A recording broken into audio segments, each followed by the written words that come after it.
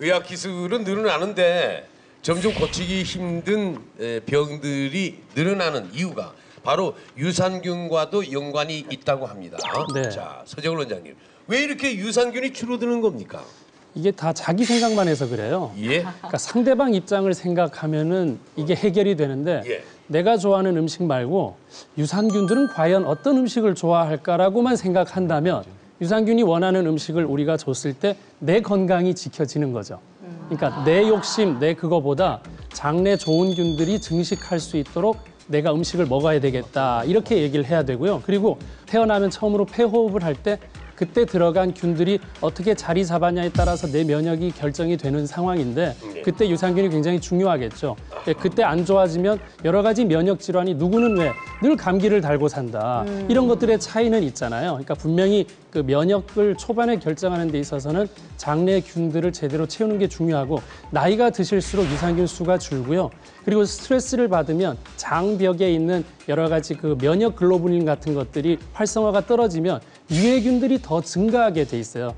그래서 스트레스를 받는 순간 유산균을 보충하는 건 의미가 있지만 스트레스를 받았을 때 술과 여러 가지 우리 가공식품을 먹으면 유산균은 점점 떨어지게 되거든요. 예, 이제 그런 것들이 문제. 요구르트 광고를 보면 말이죠. 유산균이 살아서 장까지 내려간다 이런 광고가 맞아요. 있잖아요. 네. 그럼 그런 거 많이 먹으면 되겠네요, 그죠? 네, 그렇지만 이제 그 우리가 많이 다뤘던 부분 중에 이제 당류가 많으면 우리가 지금 그 시판된 요구르트를 딱 먹었는데 너무 맛있으면 너무 달달하면 그렇다면 아 진짜 요구르트 유산균은 따로 먹어야 되겠다 생각을 좀 하는 게 보통은 맞습니다. 네, 당분에 대한 문제가 있기 때문에 그리고 장내에서 오래 장까지 살아나가려면 우리가 유산균도 식물성 유산균, 동물성 유산균으로 나눌 수 있습니다. 그래서 식물을 잘 분해하면 나오는 유산균, 또 동물을 잘 분해하는 유산균들이 있는데 상대적으로 식물성 유산균이 장까지 오래 가서 살고 동물성 유산균들이 조금 이제 적게 살고 있는 이제 그런 추세가 있고요. 그리고 식습관에 따라서 서양인들은 고기를 많이 먹었다고 치면 서양인이 오래 살려면 자동으로 이 장 속에 고기 잘 분해하는 유산균들이 서식을 해야죠. 그래야 살죠. 분해를 못하면 흡수가 안 되니까. 그러면 채식 많이 하는 사람한테는 채소 잘 분해하는 유산균들이 자동으로 살겠죠. 이제 그런 차이가 사실 동서양의 차이가 있을 수 있고 우리나라 같은 경우는 한국인들이 채식 비중이 좀 많았으니까 지금은 이제 혼용이 되고 있지만 장 길이가 상대적으로 길어요. 초식 동물들은 좀 길고 육식은 고기에 여러 가지 독성 성분들이 많으니까 장을 짧게 해서 빨리 변으로 내보내기 위해서 장 길이가 좀 짧은 경향들이 있습니다. 그래서 한국인의 장 길이가 서양인보다도 한 80cm 그리고 동남아인들보다도 한 40cm 더 긴 것으로 확인이 돼서 이렇게 장이 길면 노폐물이 머무는 시간이 길죠. 우리가 위암이나 대장암이 걸리는 가장 큰 이유 중에 하나는 오래 머물러서 접촉 시간이 길어서 생기는 거예요. 예, 그러니까 적당히 있다가 다음 순서로 내려가지 않으면 암 생길 가능성이 크니까 오래 머물게 하는 음식들이 결국은 암 발생을 높일 수 있다. 위대장암의 경우는 이제 그렇습니다. 그래서 이런 유산균들이 잘 자리 잡고 있으면 그걸 분해해서 오래 머물지 않게 해줄 수 있잖아요. 예, 이제 그래서 유산균이 중요하고 우리나라 같은 경우는 김치나 된장이나 동치미 같은 좋은 식물성 발효 음식들이 있으니까 거기에 있는 이제 유산균들은 식물성 유산균이니까 굉장히 오래 살 수 있고 동물성 유산균에 비해서는 한 소화력도 많게는 400배 이상 높아서 장이 긴 한국 사람한테는 아주 필수적인 유산균이 또 식물성 유산균이라고 할 수 있습니다. 변비 환자는 장에 머무르는 그 노폐물들이 오래 머물면 대장암에 노출될 기회가 좀 다른 사람보다 좀 더 빈번하지 않을까 싶은데요. 네, 그렇죠. 변비 환자는 모두 대장암이 걸린다. 이 말은 안 맞지만 대장암 환자들한테 보면 변을 오래 머물게 하는 변비 환자들이 분명히 불리함을 갖고 있다. 이 말은 분명히 맞거든요. 네, 그렇기 때문에 우리가 할 일은 변을 너무 오래 머물게 하지 말자. 뭐 그게 제일 단순하면서도 가장 치료에 접근할 수 있는 방법이 아닌가 싶습니다. 그러니까 잘 먹고 잘 싸야 돼. 그러면 아까 말씀하신 거 들어보니까 식물성 유산균이 더 좋은 거네요? 아니요, 더 좋은 게 아니라 둘 다 꼭 필요한데 기능적으로 좀 다르다는 거죠. 그래서 면역력 강화 효과는 유산균이 가지고 있는 고유 기능 중에 하나이기 때문에 식물성이건 동물성이건 다 있습니다. 단 동물성 유산균이 위산에 의해서 장내 도달률이 20~30%밖에 안 되는데 식물성은 또 산성이 강해가지고 오래 갑니다. 그래서 우리나라 90%까지 장까지 살 수 있는데 우리나라 대표적인 게 김치잖아요. 네. 김치 안에 들어있는 그런 유산균들, 또 동치미도 마찬가지고 이제 그런 유산균들은 굉장히 오래 남아서 오래 머문 우리 식이섬유나 채소류를 잘 분해할 수 있기 때문에 채소를 아무리 많이 먹어도 그걸 분해할 능력이 없다면 나한테는 해가 될 수 있는 거고 고기를 아무리 많이 먹어도 분해할 능력이 있다면 괜찮은 거예요. 그래서 음식이 결정적인 게 아니라 내 분해 능력이 결정적인 거죠.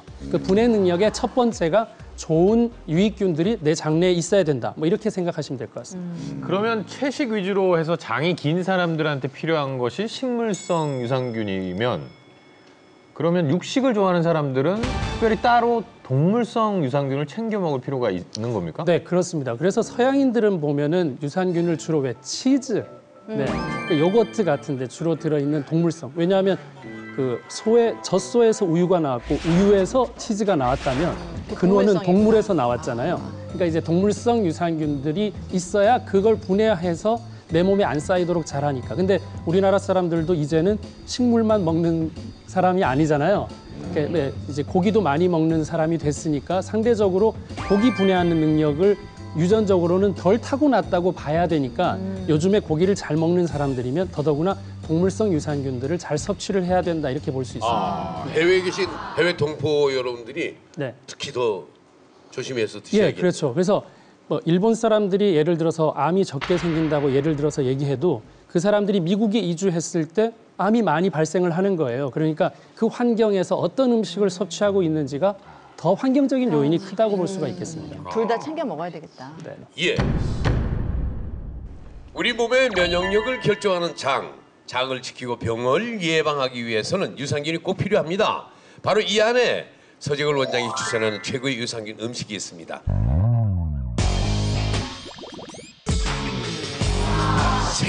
생막걸리에다가 그리고 그릭 요거트.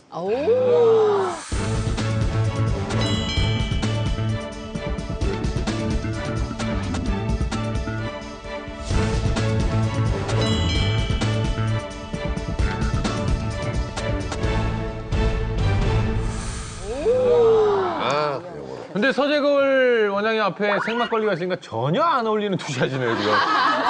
술 못 드시잖아요. 네, 이제 왜 어울리는지 설명을 드리도록 하겠습니다. 저 앞에 보면 어울립니다. 어울려요. 아, 뭐 한 몸이네요, 한 몸. 아, 사실 우리가 따로 약처럼 먹으려면 다 귀찮고 힘든데 우리가 좋아하는 것 중에 마침 유산균이 들어있다면 얼마나 좋을까. 예. 그 중에 하나가 막걸리, 그것도 생막걸리. 네. 처리가 된 막걸리는 균도 다 없애버렸으니까 처리되지 않은 생막걸리를 일단은 추천을 드리는데요. 우선 막걸리는 페트병 한 병 약 700ml 기준으로 대략 700에서 800억 개의 유산균이 최대한은 들어있을 수 있습니다. 그래서 우리가 흔히 먹는 일반 요구르트 한 병, 65 정도 밀리리터 되는데 거기에 많게는 한 10배에서 100배 이상의 유산균이 들어있습니다. 또한 막걸리가 어디서 나왔습니까? 쌀, 네, 곡물에서 나왔죠. 유산균의 먹이가 되는 식이섬유가 또 같이 들어있기 때문에 면역력을 끌어올리는데 아주 효과적인 바로 막걸리입니다. 보통은 우리가 그 유럽에는 포도주가 많잖아요. 예, 근데 아무래도 거기는 포도에서 나온 거기 때문에 곡류는 아니지 않습니까?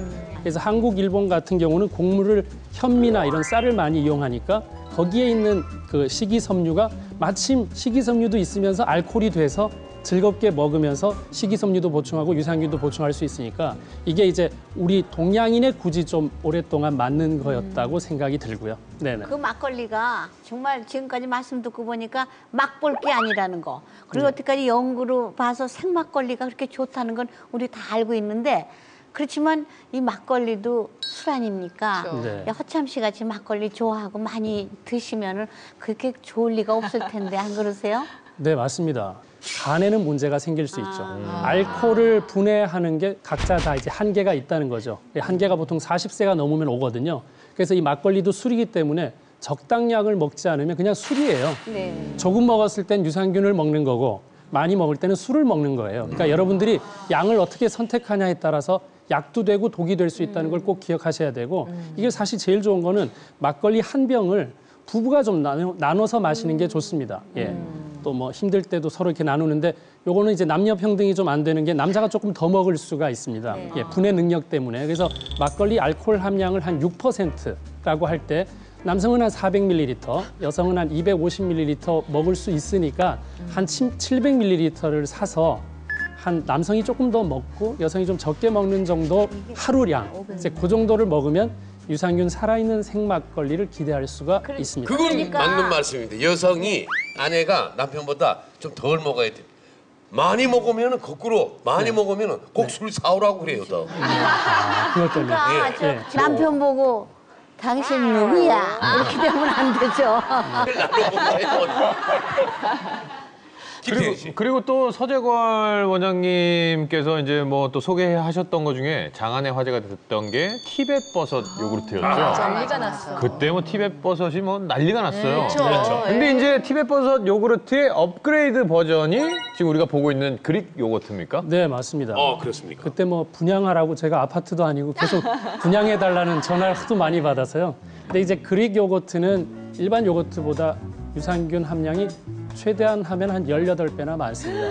예, 왜냐하면 발효를 한 3배 이상 시켰기 때문에 예, 일반 요거트보다 이 그릭 요거트 안에 나쁜균 억제하고 독소 배출하는 우리가 소위 말하는 유익균, 프로바이오틱스도 있는데 비타민 B도 있어요. B1, B2 그리고 이제 요드라고 또 갑상선에 도움되는 아주 적당한 요드가 풍부해서 더 좀 강력해진 요거트라 이렇게 볼 수 있습니다. 근데 뭐 방송에서 봤는데 그릭 요거트를 제대로 만드는 게 굉장히 복잡하고 어렵다고 들었거든요. 좀 엄두가 안 나는데 김자훈 교수님 혹시 그릭 요거트 만드는 방법 좀 쉽게 좀 방법이 없을까요? 만들 방법? 요구르트보다 3배 이상 만드는 과정이 조금 번거롭긴 하지만요. 한번 만드는 방법을 알고 나시면은 만드는 방법이 어렵지는 않습니다.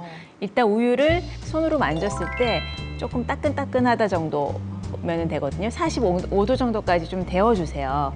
여기에 이제 종균을 넣는 거예요. 요구르트 종균을 넣어주시는데 요즘 분말로 된 종균도 팔거든요. 요걸 이제 물에 좀 희석을 하셔가지고 1리터 우유라면은 이 종균을 한 숟가락이면 약 100분의 1 정도 분량이에요.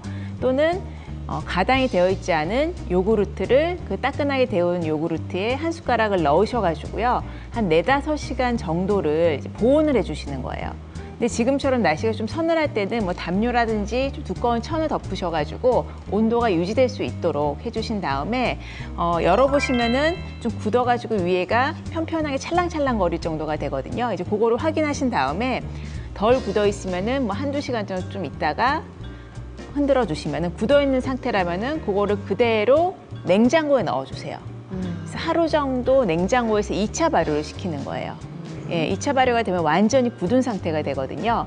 그럼 그거를 이제 체에다가 받쳐주는 거죠. 소창 같은 체에다가 받쳐주신 다음에 유청, 수분이 완전히 빠지도록 하루 저녁을 또 냉장고에서 2차 발효 후에 요구르트를 다시 한번 유청을 걸러내시는 거예요.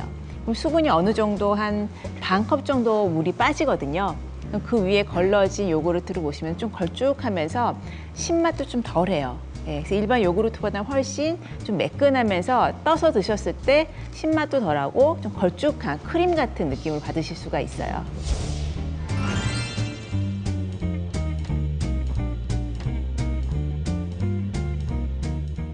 자, 드셔보십시오. 네. 다 같이 먹어보도록 하겠습니다.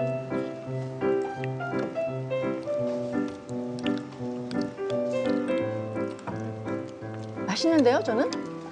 우리 맛있다마다요. 네. 아우, 되게 고소해요. 상큼한데 맛있어요. 부드럽지 플레인 않습니까? 요구르트 있잖아요. 맞아요. 무가당 뭐 이런 거 섞이지 않은 딱 그 맛이에요, 네, 그냥. 무가당 건강의 맛이에요. 저는 무엇보다 사실 이 그릭 요거트를 하도 화제가 돼서 먹고 싶었는데 지금 먹은 게 너무 좋아요, 지금. 네. 이걸 먹었어. 세대 고마워요. 세상에. 맛있어. 예, 나눠 먹어요. 나눠 먹자. 그래요? 한 번만 드세요. 하나 집에서 해서 먹어요.